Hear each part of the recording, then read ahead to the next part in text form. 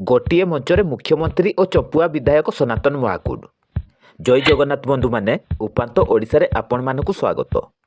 ओडिशार माननीय मुख्यमंत्री मोहन चरण माझी 3 दिनिया केन्दुझर जिला ग्रस्तरे आसीथिबा बेले 24 तारिख चंपुआ ग्रस्तरे आसी एकाधिक कार्यक्रम रे जोग देइथिले। तेणु एही कार्यक्रम रे चंपुआ उपखंडर लोकप्रतिनिधि, दलीय कर्मी, बुद्धिजीवी और जनसाधारण जोग देइथिले। मात्र एही कार्यक्रम रे चंपुआ विधायक सनातन महाकुड को उपस्थिति चर्चार विषय होइतिला। तेबे जेउ राजनैतिक दलर हुअतु ना कहीं मुख्यमंत्री को कार्यक्रम रे स्थानीय विधायक सामिल हेबा स्वाभाविक। तेबे माननीय मुख्यमंत्री मोहन चरण माझी और चंपुआ विधायक सनातन महाकुड पृथक राजनैतिक दलर होइतिले मध्य सेमानक मध्यरे दीर्घ वर्षर निबिड़ संपर्क रहितिबा कुहा जाए। मुख्यमंत्री को कार्यक्रम रे मंच उपरे एहा स्पष्ट बारी होइतिला।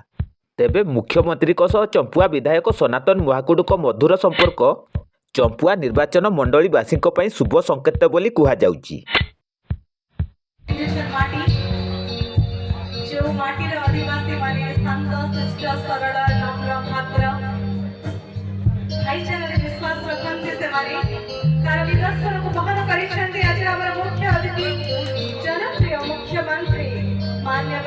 मुख्यमंत्री श्रीयुक्त मोहन चरण माझी महोदय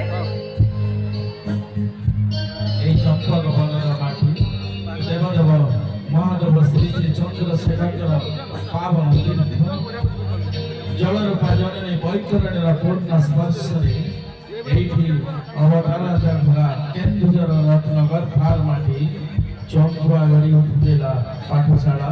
यही पाठशाला आज समस्त एकत्रित होती मंच एक महामंच परिणत हो।